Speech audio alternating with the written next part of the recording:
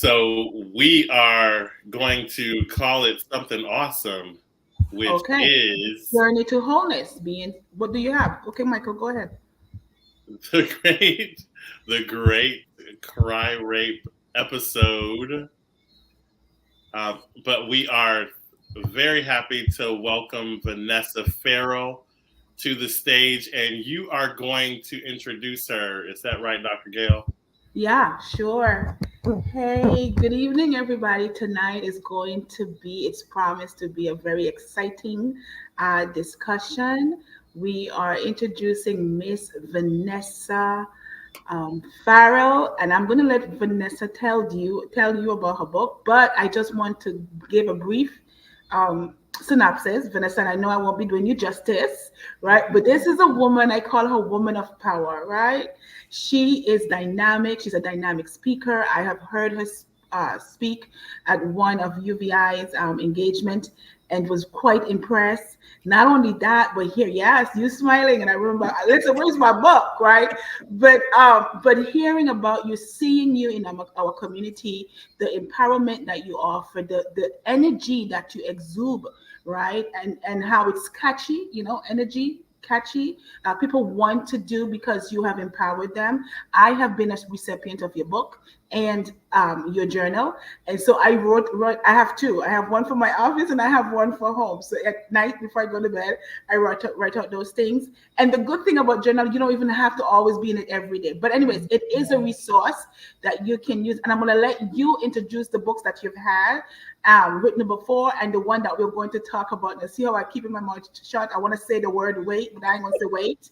But I'm going to let you do that. So before any further ado, Miss Vanessa, please tell the people who you are and why you're here. And of course, we're going to have a conversation about our acronym CRY RAPE.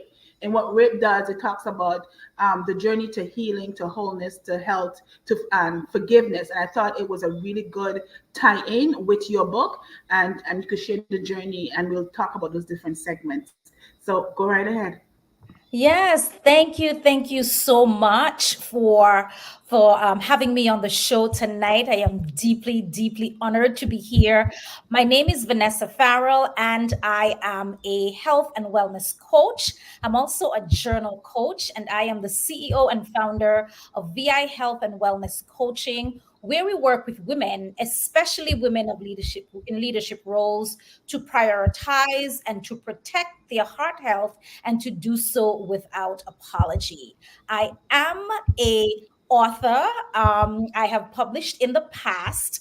I have done most of my work has been anthologies. I have been a part of 4 anthologies, one of which I was a co-visionary, and that particular anthology was based in the US Virgin Islands, where we did an anthology called Passion and Purpose, 21 inspiring stories from women in the US Virgin Islands on leadership, business, and life. And today I am here to speak about my solo project. It's called Delayed, Not Denied, The Journey of Singleness. It's worth the wait. Thank you, Vanessa. So we are going to get right into it. As I mentioned, Dr. Right, before I even get in, do you want to jump in and say, oh, and I must introduce to you my co-host. I'm so sorry. Dr. Michael Wright. We do this so much. But anyhow, this is Dr. Michael Wright, and Dr. Michael Wright co-hosts this Cry Rape series podcast, shedding light on some of the issues that we struggle with as men and women, and what that journey has been for us as far as wholeness. And so from time to time, we'll share episode from our research and from our work, and other times we'll have sisters like yourself or brothers like others who wants to be a part of our podcast to share the story, something that is inspiring to the world. So I'm going to let Dr. Wright go right ahead and introduce himself, and we can get right into it from there. Yeah, the funny thing about introducing myself on the podcast is everybody knows me except Vanessa. So the idea is I am the guy who you want to know for writing. So if you need writing, editing, vision, and then how to, as you've done really well, by the way, in terms of your media kit, creating the revenue that comes from your writing. That's really what I do well. And the venture that we're doing now, I'm doing a lot more of, is podcasts. So getting the message and the vision out, as Dr. Gale said, not only of the work that we've been doing, the work that she's been doing specifically with Cry Rape, but also other voices that are in the space of health and healing and resilience. So we're very happy to have you tonight, and welcome to our discussion. We've got lots of stuff to talk about because you're talking about some crazy stuff. I'm going to be the voice of bad cop and like, what are you talking about? I'm not waiting. I don't have time for that. I'm old. The devil's advocate. Right. I only got a couple of years left to be kicking. I need to go and kick. What are you talking about? So we'll have fun, I'm sure, calming me down and giving me the wisdom to go along with my insensitivity and my impatience. Right. But first, let's get into this kind of an introductory question, even before we get into our 3 segments. You know, our resilience segment is our first segment. We talk about health, and then we talk about healing. But even before we get into that, you're talking about, I will ask you this question. When you talk about the topic that you're speaking of in this book in particular, are you talking more about, if you had to choose one, are you talking about abstinence, or are you talking about righteousness? If you could only choose one of those, are you talking abstinence or are you talking righteousness? And I know you want to say both, but you can only say one of them. If you had to go in one direction, what would be the direction you'd go into? I think I'm talking about both, but I only can choose one. So I would say, righteousness is such like so. I would say righteousness, because when you say righteousness, you're thinking about the spiritual part of righteousness. So you're talking about what's the underlying current there when you say righteousness? Like, I am righteous. No, that's what I'm asking you, because that's you have that answer, because that's exactly my point. I think that's you're hitting on exactly the issue. I think a lot of people would take it, but I like that you chose righteousness, because the abstinence isn't the righteousness. The abstinence is the thing that comes out of, potentially, the righteousness. But yeah, in my mind, it's much more of a spiritual calling toward a certain walk. And then it results in these things. But that's what I want. Is that the same for you? It's more of that spiritual piece? Or? Yeah, so I think it's more of the spiritual piece. So that's why we'll go with the righteousness, because I think if we I feel like I'm cut off. I feel if we go with the righteous part of stuff, that other part would fold under it because of the foundation of the righteousness. Yeah, so it's hard to choose, but if I had to, it would be the righteousness. Yeah, I think that's it. Like, Dr. Gale, when you think about the people will hear righteousness, and I think that's what you were getting at, Vanessa, that right part of it made it seem kind of legalistic, or, right? But no, righteousness is much more of a spiritual situation. Would you agree, Dr. Gale? Before we get started, I want to see where we are. Like, listen, I agree. So Vanessa, I have been reading snippets of your book, right? And the one thing that I like most in it, and talking about righteousness, I think there were a lot of wisdom and nugget in what you offer particularly I'm talking in reference to the acronym WAIT, right? Where you talk about the wisdom and the keep asking and to be intentional and trusting God for God's timing. I think oftentimes when we and I think that's what the book is saying in so many ways. Oftentimes when we talk about waiting on God or that journey to singleness, so many women thinking that it is something that I have to be so anxious about, or because I wait, my hands has to be still and tied, and that I can't be attractive to a man, or I can't put myself out there for a man to see me. But I think the essence of what you're talking about, and please correct me, is saying, while I'm being single, while I'm going through this journey of wholeness and healing, I love myself enough to know that I could depend on God to provide for me when He wants to provide for me. Because I'm going to have the wisdom, right, to seek God, and having the knowledge, Vanessa, to know, well, that's not good for me. That ain't going to work. I don't want it, right? Keep asking God for what is right. What do you want me to have? And to be intentional about your asking, and then trusting the process, right? Absolutely. Can you speak more to that? Yeah, absolutely. Because I often say, because, with this whole concept of waiting and hoping, is that our hope and our wait is not in relief. So it's not like we're going to be delivered, we're going to heal, we're going to be restored. And once we get that, then it's done. The hope and the wait is more spiritual undercurrent that, if you never find that right person, your hope is in God. That waiting well is in God, and that's where everything lies. It's not like you're waiting for this thing to happen, and then once it happened, you could just check it off, and then everything is okay. So I just want people to understand that hope is not in relief, it's not in restoration, it's not in healing, but it's in God. And I think my faith is so strong that that's exactly where it lies.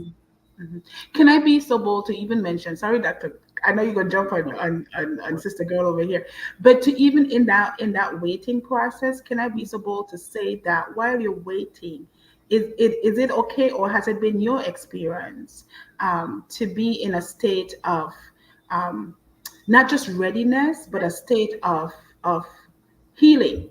And I know you say it's not particularly about healing, right? But I mean, I'm thinking if I'm waiting, there are certain things that I need to do, and I don't know that waiting means, again, don't do anything. But if I'm waiting, there are certain things that I need to do for me, right?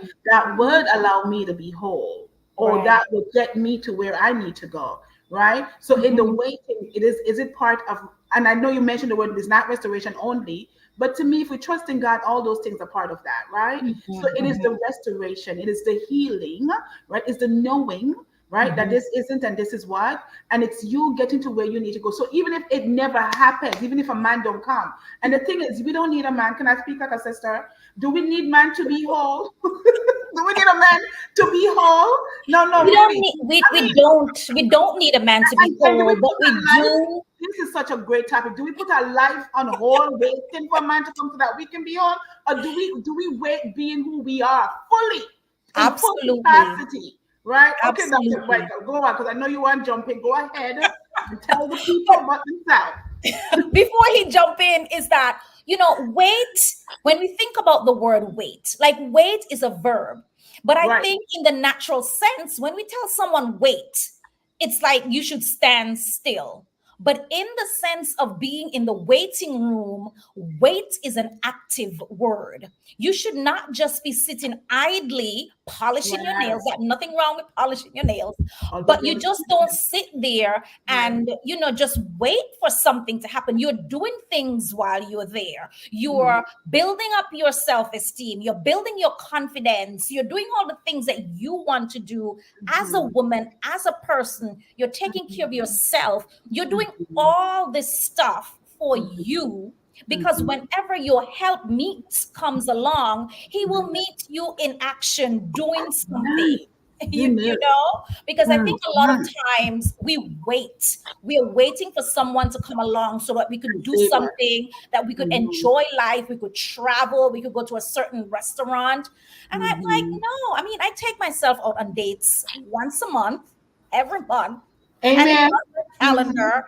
And that's what I do. And I take myself places where if I was in a dating situation, these are the places that I would want to go as well. So, yeah. Mm-hmm. Good Definitely. job. Thank Hey, you. I think we're ready for a segment, the segment on resilience. And I really want it to show up. There we go. So the interesting thing for me, the first thing I want to talk about is to bring it home to the people who are out there, because our audience isn't the 17, 22, 25-year olds looking at what they might do to stay chaste and be ready for marriage. No, we're talking to the folks like us who are 40s, moving into the mid 40s, probably got a divorce or two in the mix, got a couple of long-term relationships that didn't work out. And the resilience we're talking about in this segment, in this topic, would be coming back after those disappointments and being in a situation where you're telling me to wait, but I know a lot of stuff now. Like, I know how it feels to be in that space of eggs with an S. I know what it's like, and let me just be frank, because I think this is really what's important. As a man, and growing up like I was, a late bloomer, I didn't realize how sought after I was. Oh. So now that I'm in my 40s and I'm in the best shape of my life, I got the best mental health of my life. You've done the work of, like you said, you're taking yourself out.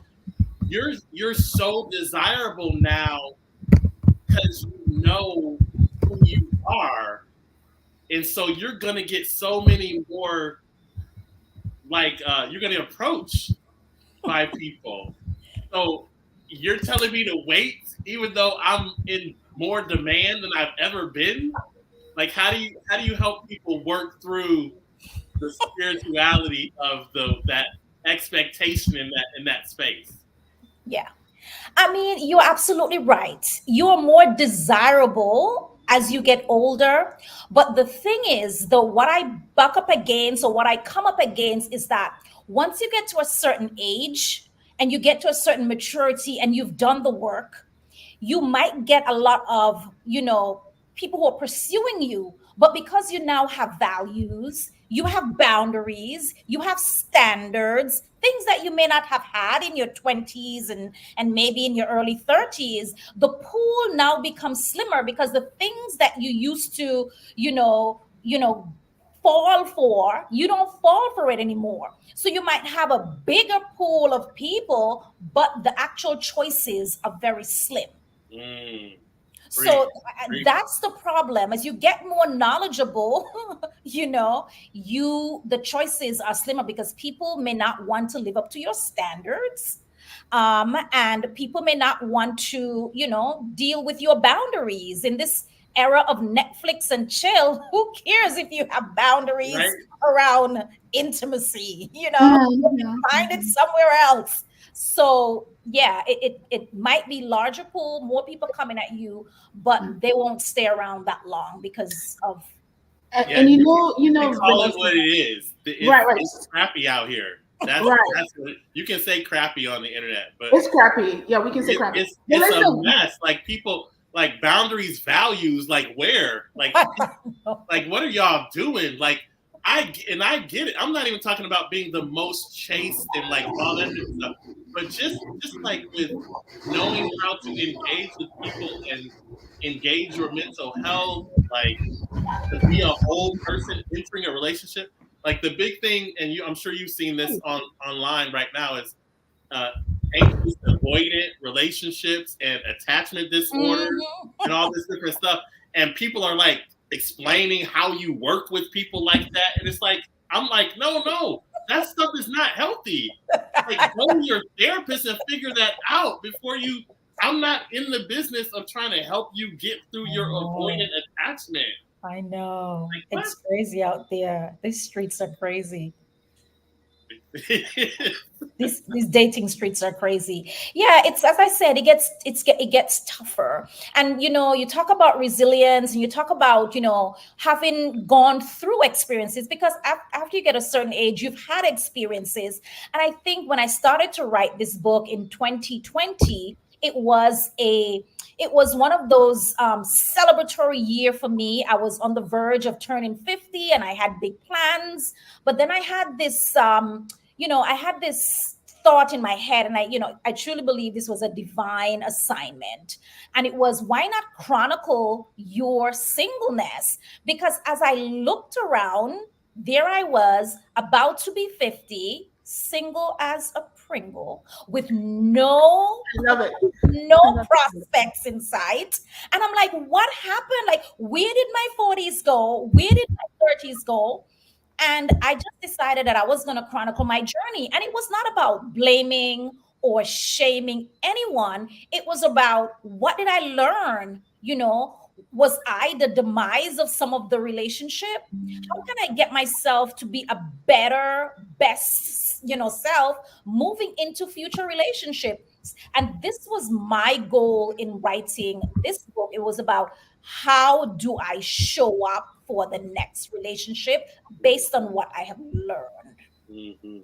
Mhm. Okay, so Miss Vanessa, we understand clearly why you were inspired. So you were chronicling your experience as a single woman Mhm. who was making life transitions, right?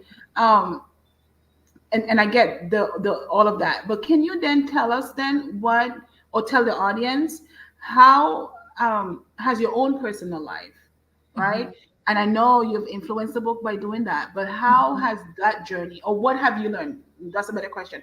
What have you learned from about yourself um, during the wait, and Mhm. maybe what not to do, right? Because as like you guys mentioned, on the different levels, being Mhm. 20 and 30 and 40, you may have done certain things. But now Mhm. at 50, right, you're thinking, now I can't be doing that, right? So what are some of the things you would have learned um, that you can share with the audience as far as doing it better here at this particular age? Yeah. So I think for me, what I have learned, first and foremost, I had to forgive myself. I had to learn about forgiveness and what does that mean. And that I chronicle in the book in a chapter that's called Sorry Can't Cool It. And what I found, it was, forgiveness was around me. Like, I had to forgive myself for the mistakes and the transgressions that I had made in the past, so that I could show up as a whole person, not blame anyone for my past mistakes or how I was treated. So I've learned that. I also learned about confidence, like really building up my self confidence, and to know, like, yes, you are all that. You have something to offer. You are somebody's wife, and behave that way. I've learned about, creating boundaries, like just sitting down and explicitly writing them out. What are my values? What it is I am specifically looking for in a man? And Mhm. before talking about looking for that in someone, I had to be able to find those, like, what it is I want, what are my values? Because I cannot be asking of people things that I am not either Mhm. doing for myself or have already cultivated. So it was Mhm. very clear. And I'm an avid journaler, so I've always Mhm. been journaling about these things. But it was Mhm. the first time I really had the opportunity to really bring it all together. Mhm. Yeah. Good. For me, Also, we for were talking about resilience one more time, right? And I yeah. couldn't help but to think about, and when we talk about, you talk about this a little bit earlier too, when Michael asked, was it a righteous thing or was it just because you were trying to, And Mhm. so what I have learned, Vanessa, is that as we get older, that broken person at 20 and at 30, is why we were so attractive, because we were attracting broken people, right? And so from brokenness lead to brokenness and equals Mhm. brokenness. So Mhm. you're in this broken stage, you're trying to find yourself. You're not really quite sure about who you are. So those people are going to find you very attractive because they Mhm. themselves don't have their stuff together, right? The stuff that I can't say Yeah. on thing, right? But at 50 now, I'm thinking part of that resilience, part of you getting old and wiser, and having the wisdom is to also know that whatever brokenness you may have had, and that was attracting people, Michael. So maybe you would all fine and flickle then, but now you're more wiser, so they don't want no wise men. They don't want a man who's going to talk about financial security, right? And making sure you're okay for your retirement. They want the finger father. And so you're not going to attract, because not a lot of, and that's what I find, and that's the sad part. Not a lot of people at this particular stage and age are where we're at. And what I mean by where we're at, it's a holistic whole, right? It's a spiritual whole, it's a financial whole, it's a physical wholeness. It's all of those things, and those things comes as a package. And most people are not ready to receive that, right? So we find ourselves waiting and whatever else. I have one more question, but if I get into them, I'll let Dr. Michael Wright say what he wants to say. Ask this question. No. Go into your question only, because all I'm gonna say is keep going. I'm liking what you're saying, because this is really a timely topic, because I think about this a lot, only because I'm so convinced that people do it wrong and they're messing me up. I am somebody's wife, you said. And see, that's what me, like, why is that so hard? You know what I'm saying? Like, it just seems like it's a lot easier if people would just be honest, but they're too busy doing something else. But keep going, Dr. So Bill. my question, Vanessa, and that's a really good point, Dr. Wright. I have my dog with me. This is who's friend I have. But anyway, so my question for you: what are some of the chapters in that book that you can highlight and you want to talk about that really resonate with you? Yeah. So going back to what you spoke about just now about all the things that people are looking for. Like, we have this list when we were younger in terms of what it is that we want. And usually is what I call the 666 list. You need a 6-figure, 6 packs, and 6 feet tall. But as you get older, you realize that these things are so fleeting. They don't mean anything to you. The list that you have is now upside down, because now you're looking for things that are more substantial, So for me, yes, I mean, we all had our lists, whether we wrote it down or not. But over the years, you realize that those things, once you know what your values are, those things that you think were important are really, really not. 6 feet is nice. 6-pack is amazing, but it's going to turn into a keg, But so you just have to be realistic about that. So in terms of some of the chapters in the book, you mentioned about the whole concept of weight, and the book is really built on the foundation of that acronym WAIT. Weight meaning the W is about wisdom. We talk about seeking wisdom. And what I've learned through my research is that wisdom is not only knowing, but wisdom is how you live, because you could have all this wise thing that but if you're not living it, then it doesn't mean anything. And then the A is about asking, so keep asking, because not only that you put it out there in the atmosphere and it's coming back, but it's biblical. It says that we should continue to ask, we should knock, and we should seek. So we continue to do that. And then the I is about being intentional. And when I talk about being intentional, I find a lot of women who they're not truthful about what it is they want. They don't want to seem to be thirsty or desperate, so they dance around the issue about, wanting to be in a relationship or wanting to be married. So they skirt around the issue, even when in conversation with men, they don't bring it up because they don't want to feel, if I say this is what I want, if I ask for what I want, then I might just lose everything. So that part of the I being intentional, and the T is around timing. Not my timing, not society's timing, because we know society has a lot of timing on our life, but in God's timing. So throughout the book, it's threaded throughout the book, this whole concept of weight and how do we fall into those touchstones, as I call them.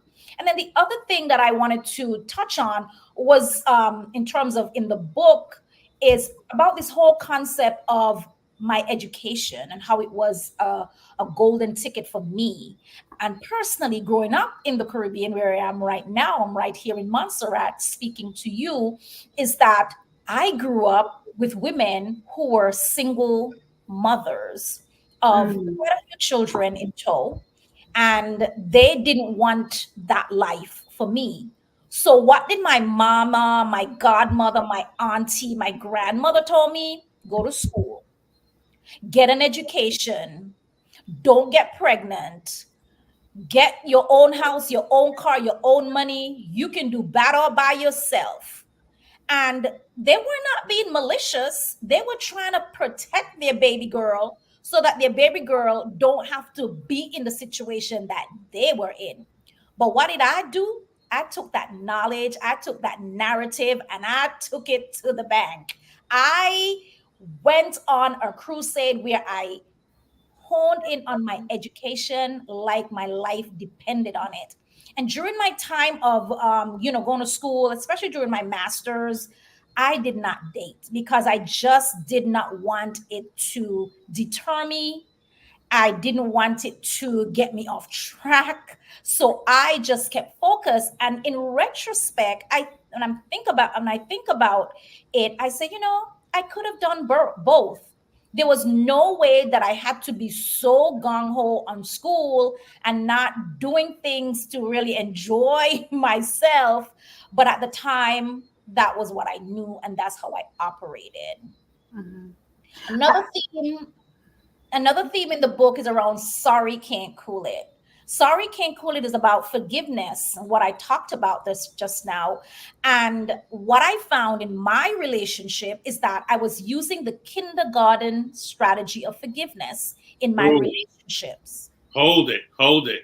Let's go. Let's go to a break, and when we come back, let's talk about this kindergarten and this forgiveness in the context of health, because I think that sounds awesome for health. And then I'm going to muddy it up a little bit with some other things about this concept of health that I think are really germane to that discussion. All right, back in the commercial break.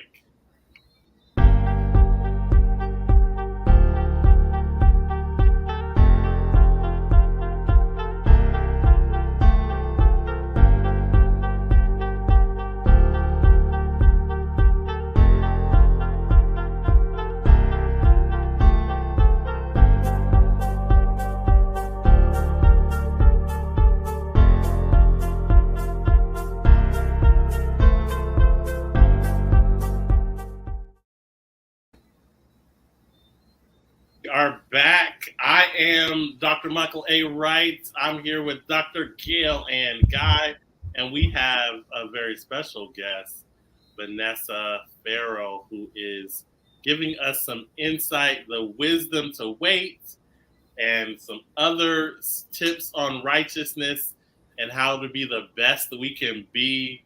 I'm still not convinced. I'm still trying to get my patience up and understand what she's saying, because I'm in the best part of my life.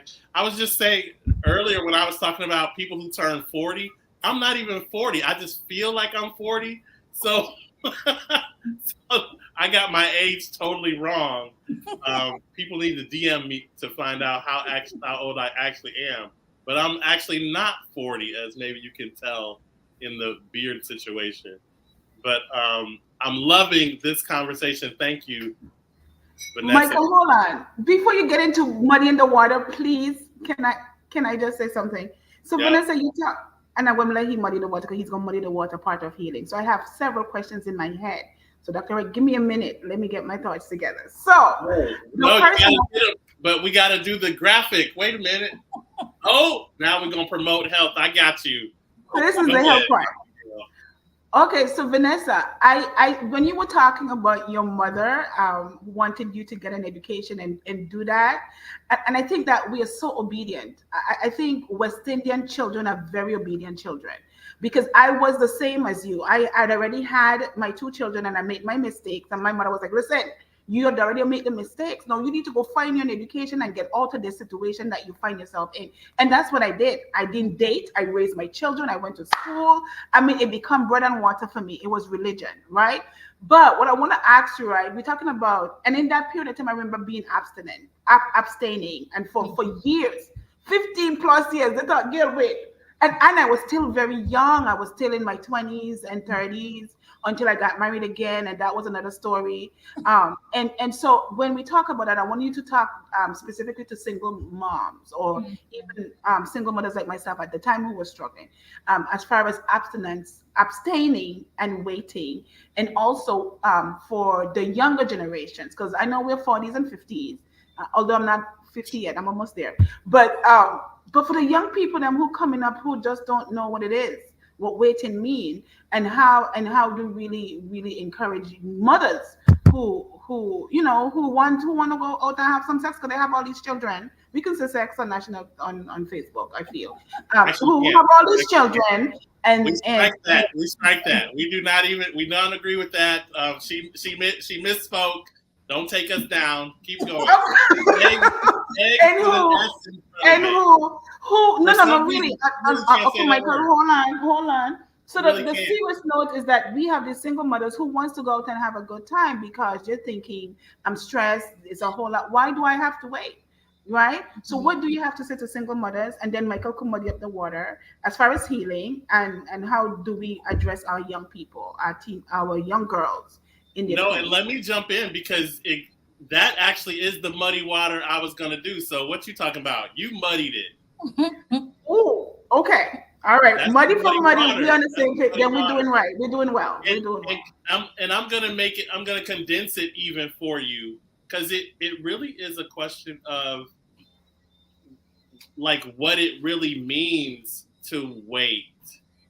Because I think people are thinking that the word that we can't say on Facebook, that they think that that's what it's about. And that's where if I'm switching out of being bad cop into supporting what you're saying, the deal is that's the immaturity. Right. But go ahead. Yeah, so the weight, when we talk about the weights in the book, it's not about the weight for intimacy, although that is important because that's the path that I decided I'm going to take, and it may not work for someone else. And when we talk about weights, for some people, they think abstinence and intimacy, abstinence and what's the other word that they use? It's two different things. I'm going to be celibate. Celibacy is more of that religious, you more that on that side, but abstinence, could you abstain for a week? You could abstain for a month. But when you're talking about you're gonna, think about what is the biblical base for why I'm doing this.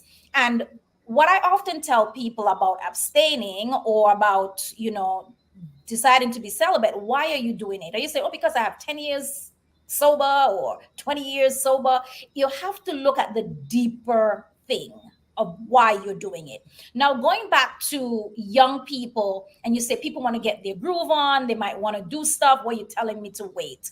I think society has led, and I was probably caught up in that at one point, to really make a lot of young people feel that the only currency that they bring to the table is their body.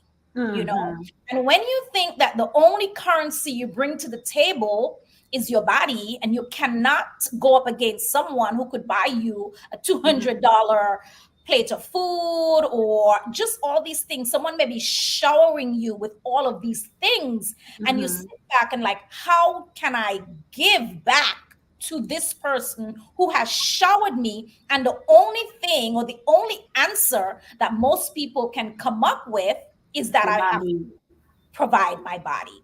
So, I want to encourage women to know that there are other things that are even more valuable, which is your time. The time that you might spend with someone, you are having great conversation with that person. There's so many things. Your intellect, be able to solve problems, just being able to provide these non-tangible things in a relationship is worth more than the physical part of that. And I think once we, remind women that we bring more to the table than that, then I think the script will be flipped. I had a conversation with my sister a few days ago, and I said, why we can't just band together as women and just say no? Just say no. And she said, girl, you on a one-way street with that, because that's not gonna fly. Wow. Each person to his own, to her own or his own, but I truly believe we need to know that it's more than that when it comes to relationships. Yeah, and so much more. That's really the health point.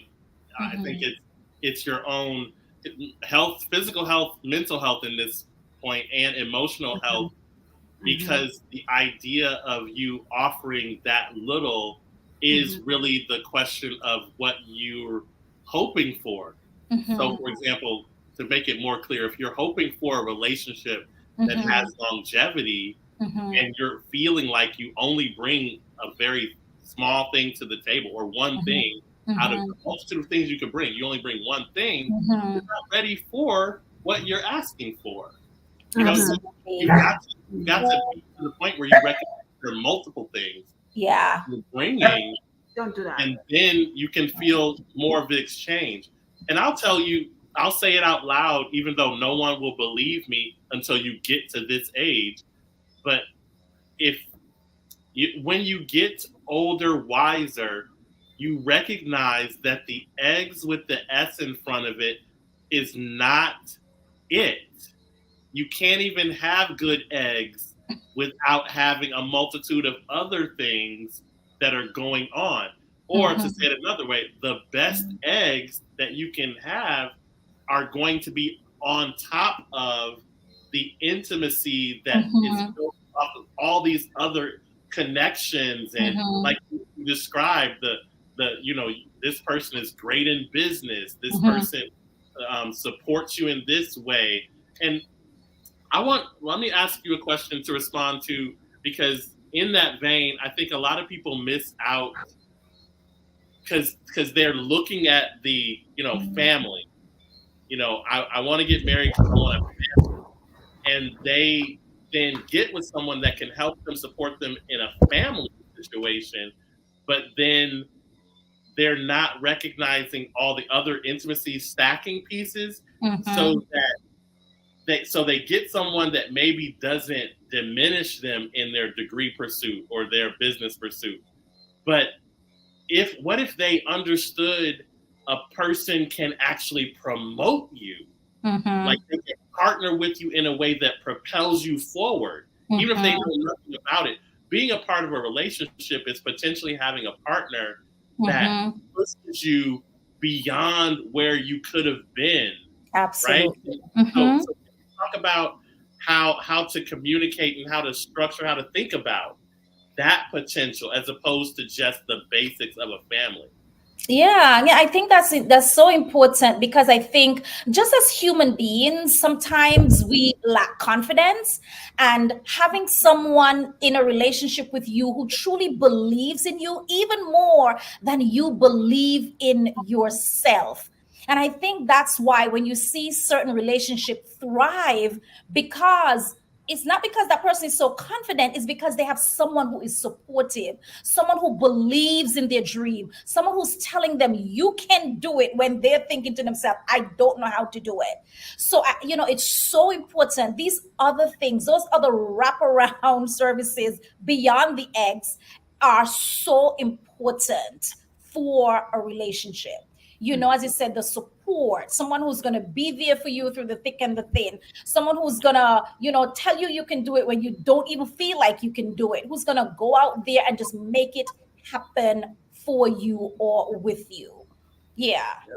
That was one of my biggest things.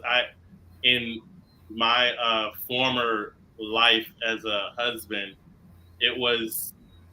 I understood, go get you a coach. Like I'm here, I'm doing what I'm doing, but for some reason it's not landing the way that I would hope it would land. So get a coach, an external person who would engage you with that same cheerleader mentality, the same connections, you know, and without telling too much, I think I can say this piece. There was a point at the end where it was like, okay, so we probably need a marriage counselor, and she said, but I don't want you to choose them. I want to choose them. And I was like, okay, you can choose. I don't know why that makes a difference, because an ethical counselor is going to be impartial. Whether I chose them or not. But what I'm speaking to is the fact that not only that the trust was gone in that relationship where she didn't trust me to get that, but the fact that I think people are hesitant to get outside help. But the point of that, the wisdom in that is, your person isn't everything to you. Exactly. That's not what they're called to be. They can't be your preacher, your pastor, they're and how church folks are. You are from the royal priesthood, and you are the head of the house, and you are the pastor of the home. Yeah, dude, but that's not. I'm not skilled in all the areas. Just like somebody's not skilled as a writer, they're not skilled as a motivator. They're not skilled in the ways that I'm skilled. We need all those people at the table to make this work. And kind of at the end of that, is the cool thing is that's actually what we're talking about when we build on that intimacy. Is how you see it, like that real call. If you're going to get to health and get toward healing, which is our next segment, you got to recognize that other people outside of are a part of that potentially. Yeah, I think your mate can be everything. And I think sometimes we enter a relationship thinking that person is going to be my everything, my healer, my pastor, my financial advisor. Like, it's just everything. And the thing I find sometimes is that we don't communicate to that person like, this is what we are expecting from you. We just assume that the person should know what our needs are and be able to meet them magically. And then when they don't meet them magically, then we become disappointed because we never communicate what the needs are. So I think you're absolutely right. We just can't be everything to everyone. Right. So here are some of the things that I have learned, and in reference to your book, Vanessa. And Dr. Wright, I can't tell you how correct you are and how pointed that is.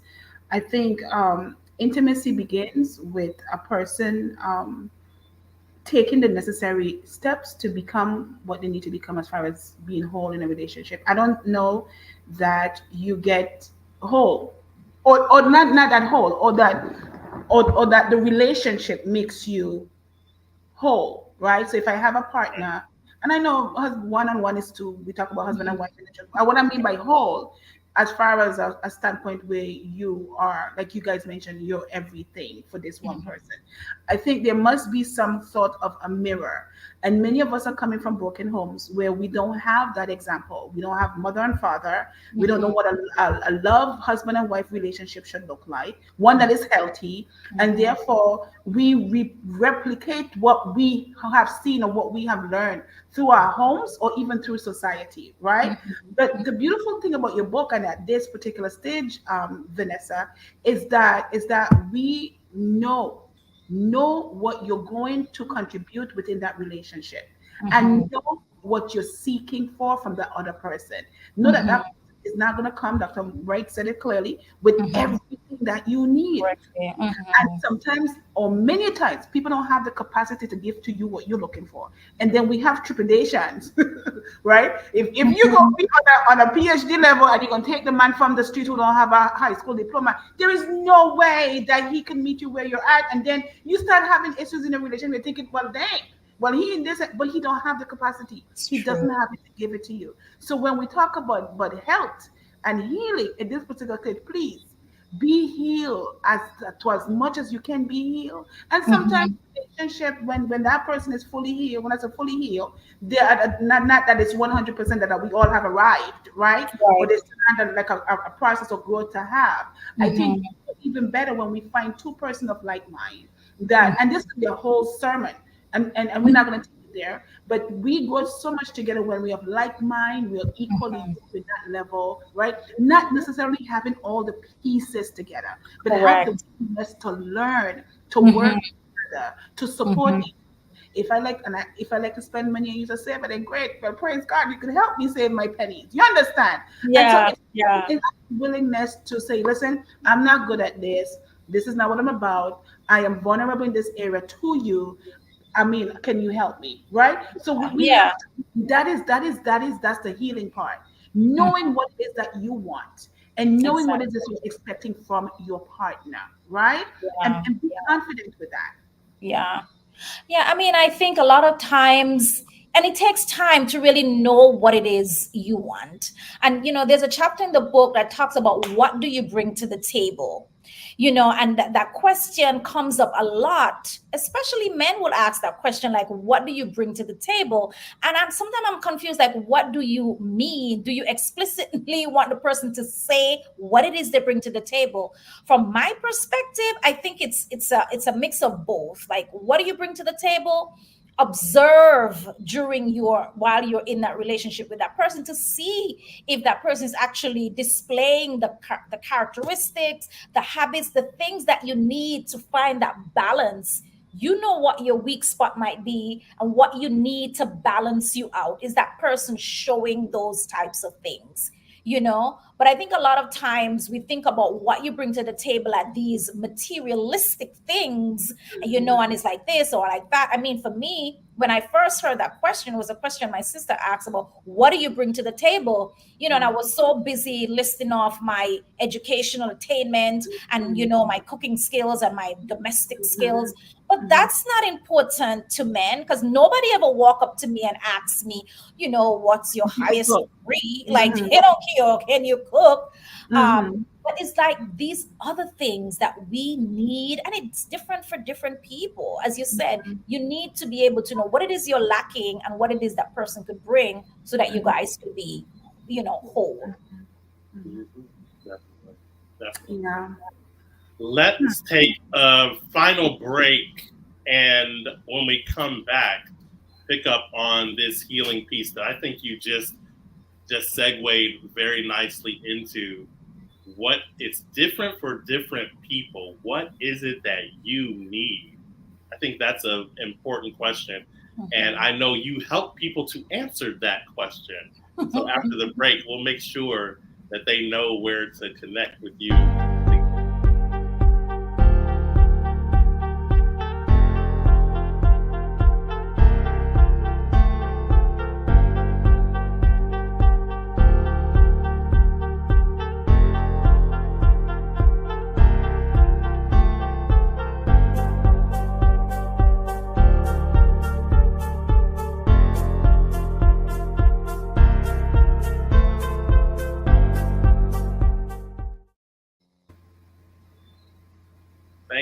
Thank you, Critical, that you know what you need. I'm here, Dr. Michael A. Wright, with Dr. Gail and Guy, and we have our guest, Vanessa Farrell. Thank you again for being here. We're moving into our segment, facilitating healing. We know that that's what you do in your practice. Of course, it's what I do, as well as help people tell their stories. It's what Dr. Gale does in various amazing facets across campuses internationally, and with all that stuff that she be doing. It's important that people kind of have a sense of this. How do you help people show up? The journal coach or journaling coach, whichever way we want to say it. Yeah. Explain how that helps us through this process. Not only healing kind of generally as our segment is, but more specifically that idea that you were talking about prior. It's different for different people. How does journaling help us get that or help people get that? Yeah. So, journaling has saved my life. I've been journaling for the past 30 years and it has been a game changer. I find for me, I encourage my clients to vote to journal because I encourage them to vote too. I encourage my I encourage my clients to journal because I truly believe that journaling is part of the wellness journey. And the reason why I kind of shifted away from this one-on-one, just talking to someone and someone just talking through what it is that they're going through and get them to really put it on paper, because there's something magical when the hand and the heart and the head all connect and that pen hits the paper, it just ignites. And I just feel that people get so much more out of the coaching process when they actually get a prompt that is, whatever it is that they're going through, and just be able to sit with that and be able to write through what it is they're feeling, what it is they think things might look like in the future. What are some of the barriers that's, getting in the way of them attaining what it is they want to attain. So Mhm. for me, I truly believe that journaling, whether it's for healing, journaling for clarity, journaling just to clear your head, it's all important. And even through the process of waiting, there is no better time than to journal. Like, what are you looking for? What do you think you bring to the table? Are some of the things that you could journal about, or just journaling about this whole concept of waiting. Mhm. How do you wait well? And what Mhm. does that look like? Mhm. And I think journaling also it's like a history book actually, because you Oh, can yeah. go back years and months later and go, oh, this is what happened last year, or this is what happened in this process here, and this Mhm. is how I dealt with that, and so forth and so on. Mhm. Right? So journaling Ex- is I agree, it's a very important tool, and it's mhm. a very intentional tool, right? When Mhm. you journal, okay, all Mhm. right. So before he asks the question, so how can people get in touch with you? Because I don't know what's going on with his mic. How can people get in touch with you, and what do you want to leave? What do you want to tell people about your book, about your journey, about your work, and so forth and so on? Can we have like 3 more minutes? So this is your time to Awesome. sell yourself. All right, thank you. So you can reach me at www.vihealthcoaching.com. On my website, you'll be able to find all the products that I have, including my journals. What I really want to leave people with today is around this new book that I have written, Delayed, Not Denied: The Journey of Singleness. It's Worth the Wait. Reading the book, not only for single women, but a lot of folks who are married have been texting me and letting me know that the book has literally taught them so much and they wish they had that book as a guide as they were in that dating season. And the book really gets to the nuggets of waiting well. And what does it mean to wait well? And what are the things that you as a woman can do to really build up yourself during the waiting period? Mm-hmm. So that's my takeaway. How do you wait well? And the book truly offers some tips for doing that. And I would be remiss if I didn't create a journal. So the book comes with a journal, which is coming shortly, so people can actually journal along the way. Right now in the book, there are points to ponder, but there is a journal that will be accompanying the book that you can go through as you read. Very good. Miss Vanessa Farrell, I just want to say thank you so much for such a robust conversation. Listen, and I think we're going to have you back so you could tell us about the process, what has been happening with the book, and how people have really been, delivered from Mhm. the anxiousness and really settling into waiting. So I really want to just wish you the best and thank you so much for joining us tonight, talking about your book and giving us those tips and nuggets that we can use, and not just in dating, right? I feel like we could, we could use this for other parts Yeah. of our life as well, right? As we consider resilience, restoration, healing, and health. Dr. Wright, in the last minute word. Yeah, I'm just making sure. So the first book was What's the Weight book? And then there's Delayed Not Denied. No, that's the same book. That's the same. So it's Delayed Not Denied, The Journey of Singleness. It's Worth the Wait. Okay. And the first book. What was the first book, Vanessa? Passion and Purpose, 21 inspiring stories from women in the USVI about business, leadership, and life. And that was a collaborative work, right? That was an anthology where I, along with my co-visionary, serve as visionaries for that book. Yes. Okay. Yeah, because I'm looking for, I think that next book is the Waiting Well was the thing you said that I really took away. Waiting well is a important piece. So Dr. Wright, can you put up her contact information at the end of the video so that people can either it's on her website's up now. Okay, good. Please, secret, nice thing alike. Go on. Yeah, I got you. I got you on that. Thank you so very much. I got a lot of my questions answered. I think I know I agree with Dr. Gale. We need to have you back because I have more questions.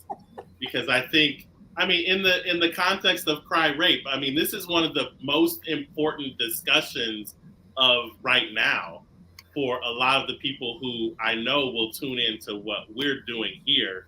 Because they're trying to figure out in the context of what they've been through, how to rebuild. And a part of that is rebuilding with a partner that is going to make a difference. And I'll tell you, as a kind of setup for our episode when we bring you back, I'll tell you my issue is I don't need no more. What I don't need any more romantic partnerships. I need more business partnerships. I need more philanthropic partnerships. I need more corporate sponsorships. You understand what I'm saying? It's kind of the thing that you were talking about, but it's in the context of what you were saying. You can do both, but especially at this part of life, you got to recognize what's in, like how you're going to find them. I tell people all the time, and this, like I said, this is a segue into the next episode, because I tell people all the time, you are going to find them in the places where people are doing what you respect doing. Like if you want to spend your days going and golfing, go golf, and you're going to find people who, guess what, love golfing like you do. Yeah. Right? Yeah. So, yes. Don't think you're going to, Lord forbid, forgive me, you're not going to find him at church. You don't like going to church. Listen, he's off the church. He's off the church range now. You're going to find him at church. If you believe in Jesus, when Jesus coming back, yes, you are going to find those believers at church. Yes, sir. Yes, you're gonna find them at church. If you like going to church, go to church and find your partner. Yes. You like going to the church. Go. You like going to the church picnic. You don't like going to the church, right? I'm just saying, we need to talk about that part because I think people are missing out by we think that as we get into our 40s and you're single, you're waiting, you got that great journey.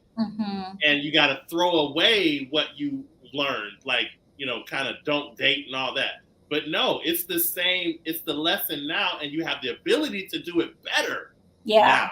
Yeah. You can do it now with your eyes open is the difference now. Yeah. You can contaminated with all those dating partners anyways. I don't want to be contaminated, so I don't. So I'm praying that as I wait, the Lord will bring me to who needs me to be brought to, right? Yes. I don't want to be get to this point where I am healed and whole and sanctified in Jesus, waiting for somebody to come and mess up my little flow. No. Right? The Bible said the man who finds a wife finds a good thing. That's a good thing. Come find me. I ain't trying to contaminate this space here. Praise Jesus. Amen. Amen. See, that's why we need you back, because we gotta help Dr. Gail. Oh, good. Yes. This was very All well. I right. appreciate you so much. Thank you. Thank you. And Dr. don't Gail, talk about us. We're set a not date. crazy. We're just keeping it real. That's Talk what to it is. her and get a date, because we need to get back into Oh, okay. All right. Yes, he likes the conversation. This is good. Thank you, Vanessa. I Thank wish you. you all the best. All the Thank best. you. All right, take Bye. care. All right. Bye. Another successful episode. Have a good night, my friend. That was really cool. So I have a couple more coming. Are we live? We're not live still, right? We're still live. No, we can't talk what we're talking live.